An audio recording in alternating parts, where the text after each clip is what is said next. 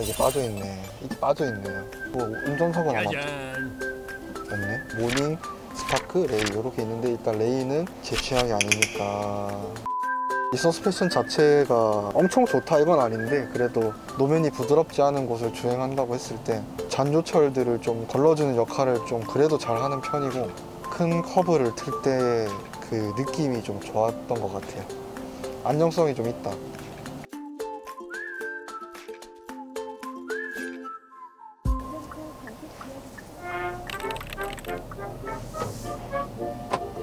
반갑습니다 여러분들. 그린카 캐스퍼 터보 차량 리뷰해 볼 건데 이렇게 목소리로 찾아뵙는 거는 처음이라서 조금 어색할 수도 있는 점 좀 감안을 해주시면 감사하겠습니다. 일단 터보를 빌린 이유는 기존의 NA 자연흡기 같은 경우에는 조금 답답한 면이 있어서 터보차를 좀 경험을 해보자 싶어서 캐스퍼 터보 차량을 한 5시간 정도 대여를 했습니다. 일단 차량에 딱 들어와서 느껴지는 점은 D컷 핸들이 딱 보였는데, 요거는 캐스퍼 차량 자체가 차박용으로 많이 사용하시잖아요. 그래서 의자 폴딩을 할 시에 이제 핸들 간섭이 없게 좀 설계를 하지 않았나 생각을 좀 하는데, 센터피시아 같은 경우에는 요거는 좀 옵션이 들어간 차량 같은데, 깡통 트림을 살 경우에는 아날로그식으로 이제 다 배치가 되는데, 요즘 차라고 하면 요런 디자인을 좀 가져가야 되지 않나 해서 저는 무조건 풀옵션으로 살 것 같습니다. 왜냐면 또 나중에 바꾸려고 하거나 그렇게 하면은 못 바꾸는 경우가 대부분이거든요. 그리고 요 핸들 양옆에 들어가는 이 깜빡이나 이 손잡이는 요즘 현대차 디자인에서 많이 볼 수 있는 디자인을 많이 차용을 했고요. 경차들이 좀 많이 발전을 하고 있지 않나. 캐스퍼 기능 중에 요 차선을 맞춰주는 기능이 생겼습니다. 앞에 레이더 하나, 카메라 하나로 이제 차선을 읽는 방식인데 생각보다 굉장히 잘 잡더라고요. 그래서 경차를 살 요소들을 요즘에 현기차에서 많이 넣어주고 있지 않나. 그래서 가격이 비싸다곤 하는데 옵션과 타협을 좀 본다면 충분히 구매할 가치가 있는 차가 아닌가 생각을 좀 해봅니다. 그리고 요거는 자연흡기가 아니라 터보 엔진이기 때문에 일상 주행에서의 답답함이 많이 느껴지지 않고 바른 대로 잘 나갑니다. 네, 근데 얘가 미션이 4단 미션인데 서 있는 상태에서 뭐 앞으로 치고 나갈 때는 딱히 상관이 없는데, 저희가 이제 속도 카메라가 많잖아요. 그래서 속도를 줄이고 다시 재가속을 할 때 조금 악셀 전개를 깊게 해야 되지 않나. 그건 나중에 고속도로 올려서 한번 테스트를 해보겠습니다. 너무 두서없이 말해서 좀 순서가 좀 뒤바뀔 수는 있는데, 스크립트나 그런 걸 짜지 않고 즉흥으로 하는 거기 때문에 나중에 타임라인에 제가 따로 궁금하신 점들 부분에 맞게 좀 시간 설정을 해 놓겠습니다. 요즘에 트렌드인데, 트렌드라고 하기엔 좀 그렇고 요즘에 많이 나오는 방식인데, 이 계기판 자체는 지금 그 디지털 클러스터처럼 보이는데 이 양옆에는 그냥 색깔만 들어간 거더라고요. 그래서 뭐 딱히 디자인이 변화하거나 그러진 않고 정보가 들어가는 가운데에는 기존의 차량처럼 디지털 클러스터가 들어갔습니다. 엉뜨, 그 다음에 통풍 시트, 핸단은 여기 핸들 왼쪽 하단에 위치해 있고요. 버튼이 공기청정 모드도 들어가 있고요. 뭐 딱히 더 이게 빠져있네. 이게 빠져있네요. 빠져있고 운전석은 아마 없네. 그리고 드라이브 모드, 네, 스포츠 노멀 2개입니다. 뭐 딱히 그렇게 차이가 나진 않는데 그래도 로직이라든지 뭐 반응 속도 같은 거를 좀 고려를 해서 넣지 않았을까 아무래도. 왜냐면 제가 탔던 소나타 N라인이나 아반떼 N, 뭐 벨로스터 N 같은 경우에는 드라이브 모드에 따라서 차이가 많이 느껴질 정도의 그런 퍼포먼스를 보여줬는데, 뭐 캐스퍼가 경차고 도심 주행을 주로 하는 타겟으로 만들어진 차다 보니까 연비를 안 했구나. 캐스퍼 연비가 그렇게 좋지는 못하는데요. 통상적으로 한 11에서 14 정도 나오는데 14는 자연흡기 NA 모델이고 터보 캐스퍼 같은 경우에는 11에서 12 정도 나온다고 하더라고요. 뭐 그렇게 경차치고는 연비가 좋은 건 아니라고 생각을 하는데, 캐스퍼 전기차가 나온다고 하더라고요. 2024년에 본격적으로 아마 출시를 할 것 같은데, 그렇게 되면 기존에 보지 못했던 2천만 원대 전기차를 저희가 실제로 구매할 수 있는 기회가 생기는 거잖아요. 연비는 뭐 말할 것도 없고, 이거 살 바에 뭐 아반떼 산다 하는데, 제 주변에 경차 타시는 분들이 좀 있는데 그런 분들을 좀 보면 뭐 주차 50% 할인, 톨게이트비 50% 할인, 일정 부분 혜택을 받을 수 있는 게 분명히 존재하기 때문에 경차를 선택하시는 분들이 많지 않나 생각을 하는데, 저는 캐스퍼는 좀 고민을 해볼 것 같아요. 왜냐면은 모닝은 차가 너무 작아요. 제가 키가 한 190 정도 되는데 모닝은 전고가 너무 낮아요. 그래서 운전석에 딱 앉으면 너무 답답하다. 시야각이 딱 트여야 되는데 모닝에 앉으면 이 루프라인이 제 시야를 막는 듯한 느낌이 많이 들고, 뭐 스파크도 당연히 마찬가지고, 레이는 뭔가 화물차 끄는 느낌이 든다고 해야 되나? 기존에 경험해보지 못한 차량을 좀 모는 것 같아서 이질감이 좀 많이 들었고, 뭐 레이 같은 경우에도 장점이 굉장히 많죠.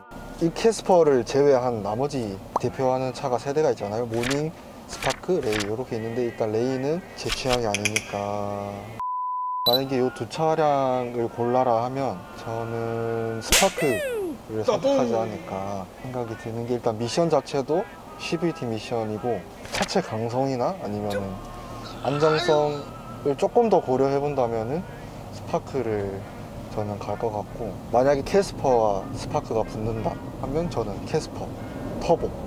개인적인 생각으로 남녀노소 다 어울리는 차량이 아닌가 싶고, 차량을 구매한다 했을 때는 캐스퍼를 살 것 같아요. 아, 이거 캐스퍼 타시는 분들은 다 공감을 하실 것 같은데, 파킹해 놓고 출발을 하려고 한다 그러면 이렇게 쭉 당기잖아요? 그러면 로우로 간단 말이에요. 달리다 보면 이상하다고.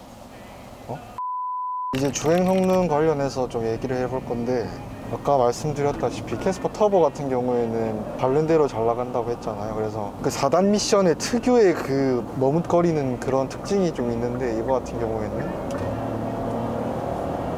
네, 100km까지는 무리 없이 올라갈 수 있는, 물론 제가 악셀을 깊게 전개해서 단수가 내려가고 엔진이 부항하면서 RPM을 올렸지만, 기본 NA 모델들은 부항하고 속도가 그렇게 많이 급격하게 빨리빨리 대처를 해주지 못해요. 그래서 그런 거에 있어서 그 터보 차량들이 메리트가 좀 있고, 제가 아까 말씀드렸다시피 차가 막히거나 아니면 카메라를 저희가 만났을 때 속도를 좀 줄이고 제가속을 해야 되는 경우에 1.5초 정도 돼야 그제서야 반응이 오는, 조금 뭐 터보렉이라고 해야 되나? 이건 터보렉이 아닌가? 어쨌든 조금 머뭇거리는 게 있긴 있어요. 근데 출력 자체가 워낙 좋다 보니까 일단 악셀을 조금 한 반 정도 밟아주면 알아서 힘을 싣고 나간다. 요거는 고르지 못한 노면을 만났을 때 한번 얘기를 드리려고 했었는데, 차체 자체 진동 같은 거는 아무래도 경차고 3기통이다 보니까 기본적인 진동이 있는 편이에요. 그래서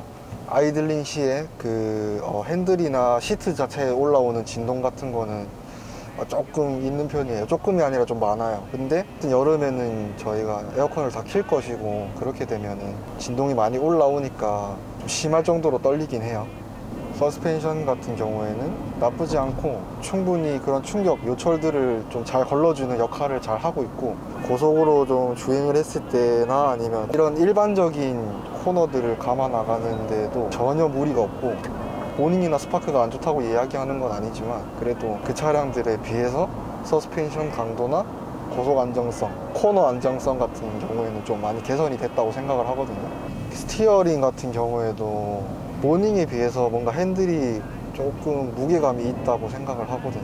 근데 저는 좀 무게감 있는 핸들이 좋다고 생각을 하는 게, 가벼운 핸들은 주행을 할 때 저희가 조금씩 조향을 틀어주긴 해야 되잖아요. 그때 전문적으로 그렇지 않을 수도 있겠죠. 근데 제 느낌상 핸들이 가벼워 버리면 이렇게 조금씩 핸들 조향을 많이 해줘야 되는데, 이 핸들이 좀 무거우면 그런 게 좀 덜한 것 같아요. 제 생각입니다. 노면이나 하부나 아니면은 뭐 바퀴? A필러 쪽에서 들어오는 뭐 바람 소리, 노면 소리 같은 경우엔 심하긴 합니다.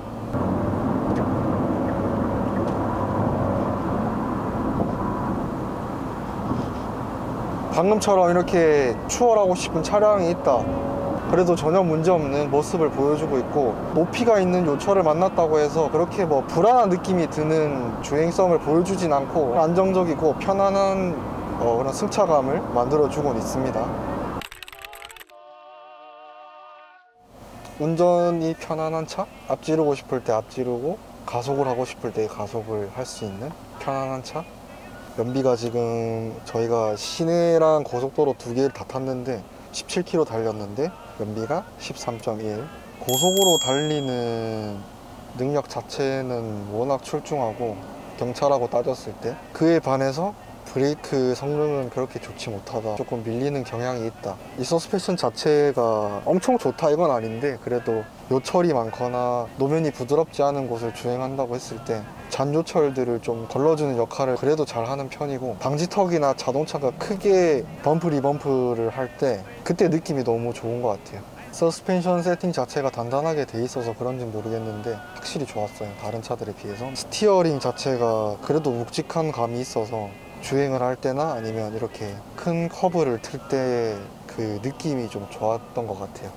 원래 제가 처음으로 업로드했던 영상이 캐스퍼 터보 치승기 영상이었는데, 제 원래 고향이 부산입니다. 근데 대학교 졸업하기 전에 한 4학년 1학기 마치고 나서 대학교 선배가 일자리를 하나 제안을 해줘서 그때 서울로 올라오게 됐는데, 뭐 그때 서울에 친구도 없고 그러니까 제가 할 수 있는 유일한 취미가 운전이었고, 차를 타려면 렌트를 하는 방법밖에 없었는데, 그때 캐스퍼가 처음 나왔어요. 그때 그린카에서 2시간 무료 쿠폰 이벤트를 했죠, 캐스퍼 터보.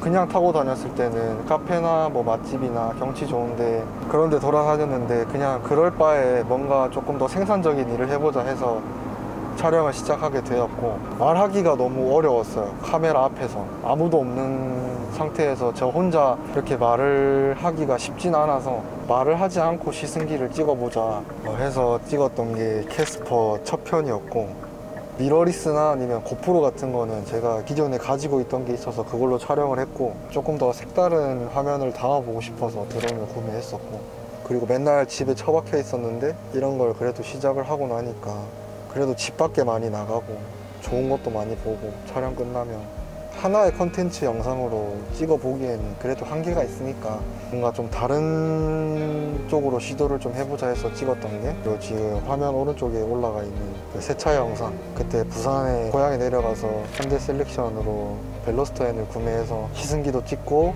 세차 영상도 한번 찍어보자 해서 찍었던 영상이고, 뭐 댓글에 감사히도 그 영상 퀄리티가 좋다고 해주시는 분도 계셔가지고 그런 것들에 좀 힘을 얻어서 오늘 이렇게 목소리를 내서 리뷰를 하고 있지 않나 생각이 들고, 항상 시청해주시는 구독자님들이나 아니면 구독을 안 하셨지만 제 영상을 찾아와 주신 분들한테 너무 감사하다는 말씀 드리고 싶고, 네, 이렇게 캐스퍼 리뷰 한번 해봤는데 설명도 잘 못하고 순서도 뒤죽박죽 되고 두서없이 이야기했던 부분들이 있는데, 그런 점들은 좀 이쁘게 봐주셨으면 좋겠고, 네, 저는 더 재밌는 영상으로 더 새로운 차량으로 찾아뵙도록 하겠습니다.